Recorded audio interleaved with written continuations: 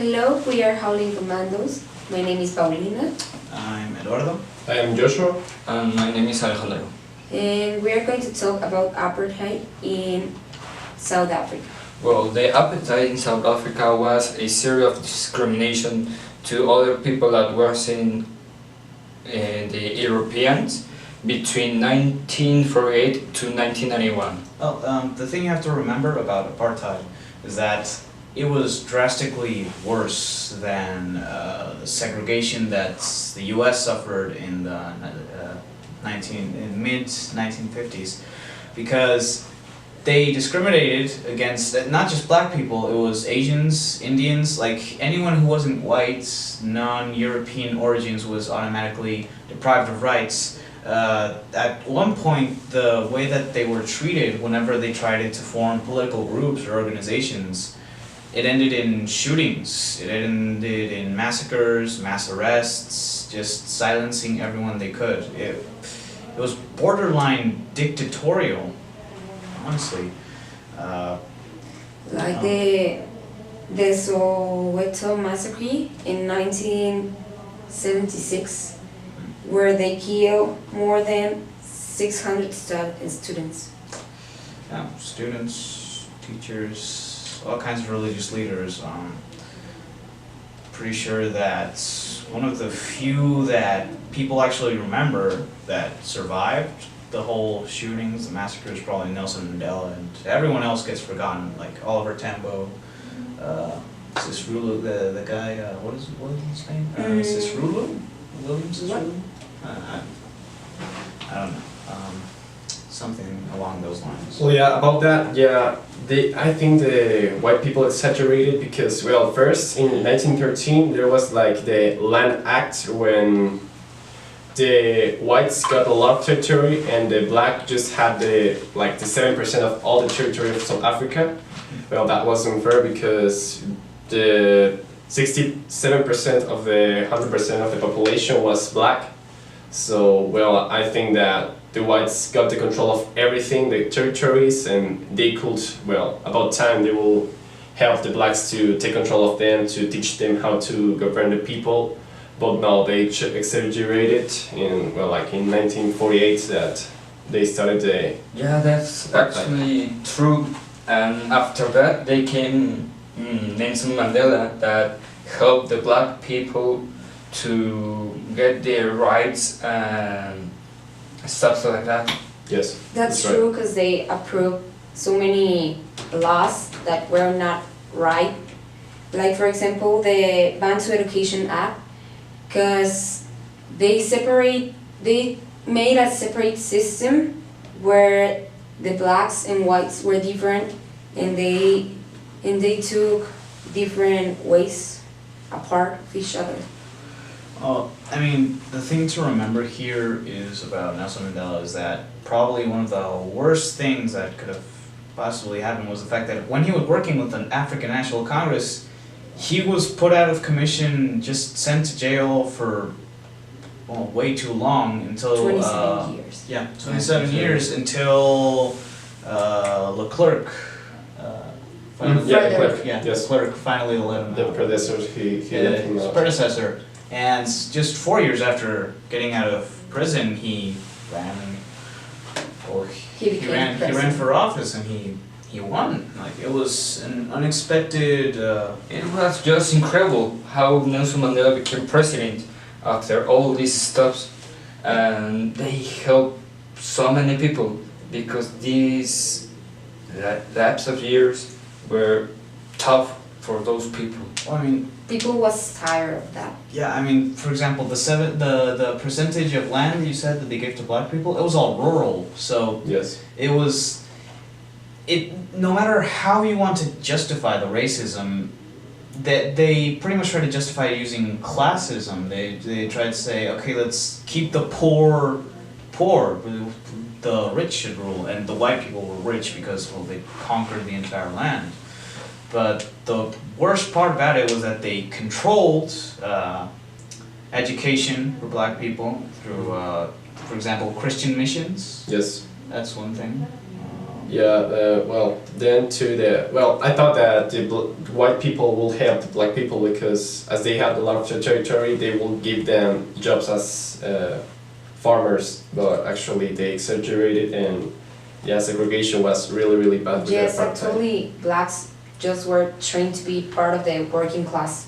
Yes. It was all they were given, no real education, no opportunity to rise up, and as soon as they did rise up, well, damn, massacres happens like the. But you know, I remember that Nelson Mandela was arrested in 1956, but why he was arrested? Well, because he was working with the African National Congress. Like, the National Party, which was an all-white party from the start, was against the existence of the National Congress from its very beginning.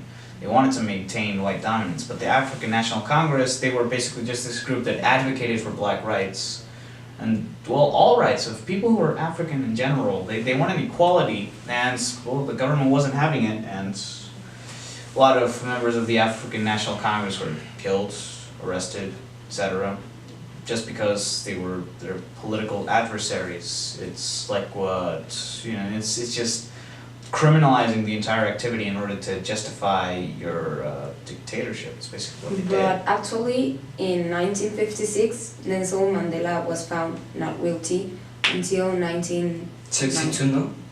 Yes. In 1962, Nelson Mandela was another time arrested. Uh-huh. Yeah. Yeah. 27 years. Yeah, 27 years. Yeah, he got. I'm pretty sure he got the the worst part of it all, but I don't know. Maybe being in that prison helped him understand the people better, understand where to start during his presidency. I can only assume, but be that as it may, the surprise he just ran for president out of nowhere. Like, the winning, that was completely expected. The majority was obviously going to vote for him. It was all black people, but well, there were a lot of people who just wanted to get rid of the apartheid. Actually, another important fact was in March 21, in 1960, when 69 persons were killed. Yeah, Alright, the Sharpeville. Yeah, so it's, no, 77 people. Yeah. 77. Sharpeville, yeah. And Sharpeville Sharpeville massacre. massacre. I mentioned that earlier, but yeah, massacres just tend to shake up the conscience of people. In our own country, Ayotzinapa, Tlatelolco, but yeah, it's it changes people's minds. It makes them think, okay, maybe they're being silenced for a reason. Maybe we should look into this and help it. And over time it works. Like, sure, there were setbacks. For example, so a lot of governments in other countries that they refused to intervene, and when they could have easily helped. Ronald Reagan in the United States, he was vetoing every single bill that they made in order to help South Africans, win their get rid of the segregation. But yeah, it was just a generally racist regime until Mandela came along. Yeah, well, I want to mention about the consequences, like the apartheid. The main conflict here, the apartheid, the consequences, like the 70 people in shipping. 77. Yeah, the whites Sharpeville took advantage of the black people. They have the power, and such as the education that you said that the blacks were a part of the whites, and I read that it was difficult for the blacks because they teach them in the other language. So, well, all the people speak English and they learned in other language. So it was difficult to communicate between them to get some work. And yeah, it was obviously done on purpose. Actually, in those period of time was the President Frederick William, no? Yeah, Frederick he de was Klerk. Frederick de Klerk, yeah, de Frederick Klerk. He was- William de Klerk.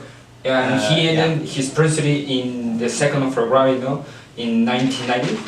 Yeah, 1990. No, it was. No. It's because I remember. He was Mandela's direct predecessor. He was already helping out with apartheid. He couldn't do much.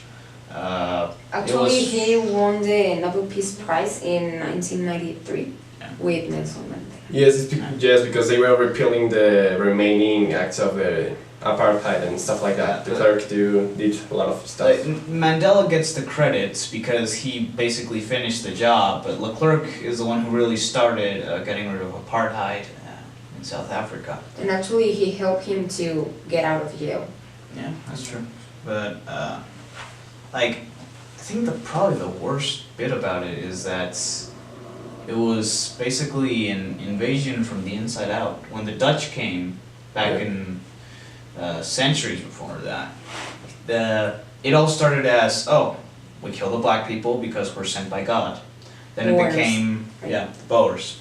Then it became, okay, we're rich, we should rule. It has nothing to do with us being white.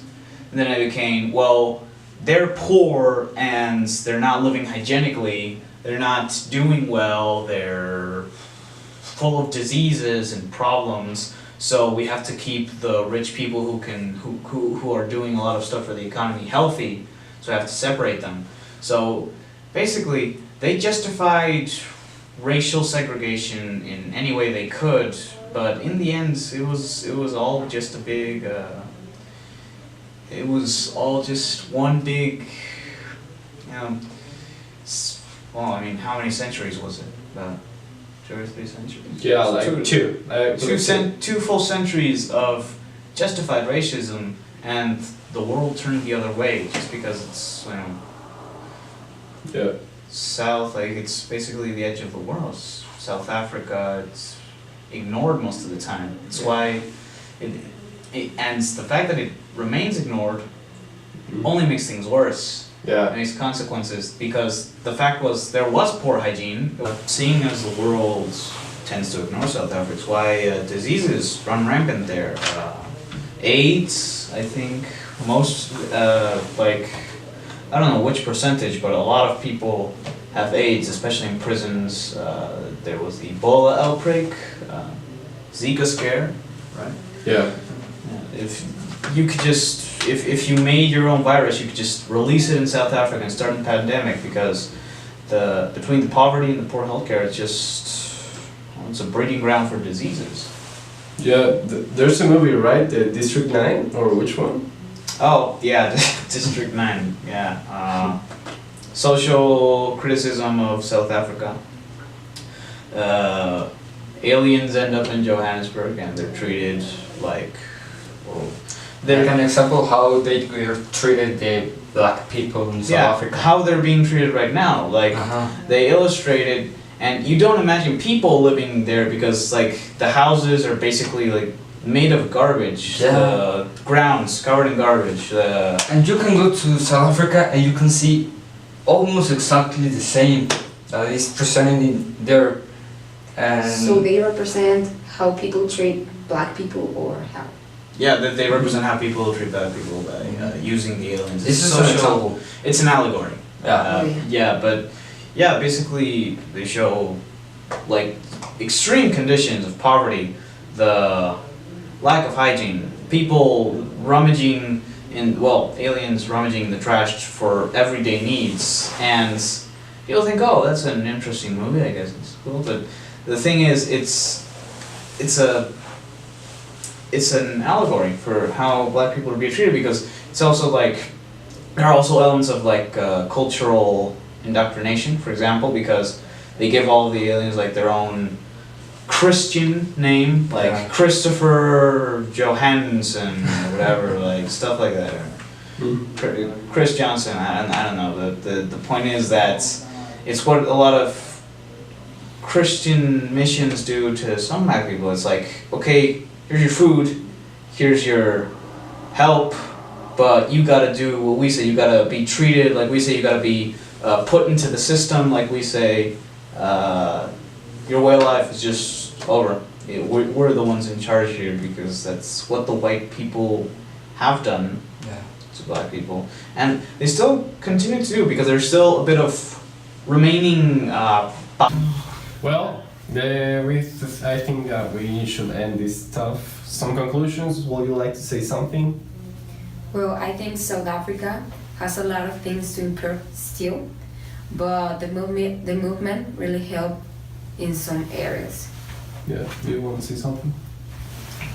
It's a very important theme of discussion because here the rights of the human rights are violated in this area. The black people don't have to suffer the things that are suffering there, and actually it's still suffering, like in those times, like in 1948, actually in 2017 they are suffering.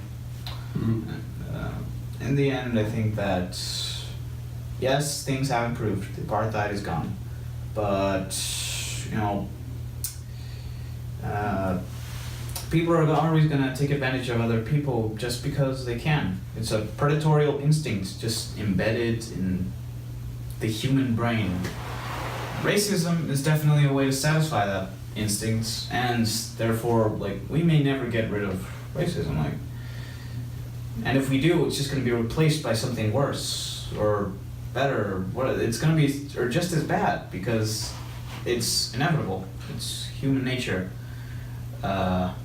But for now, all we can do is really hope that slowly the amount of rural, poverty-stricken people of South Africa just slowly recover now that they have more opportunities than they did before. Yeah. Well, in my conclusion, I think that apartheid affected like maybe the world too, because they gave ideas to other countries that the races should be separated, and no, I think they should work together because they could afford good stuff, the other can bring good stuff, and yeah, everyone could work together. Well, yeah, we're done here. Well, yeah, see you next time, mates. Thank you very much. Thank you. Thank you very much. See you next semester.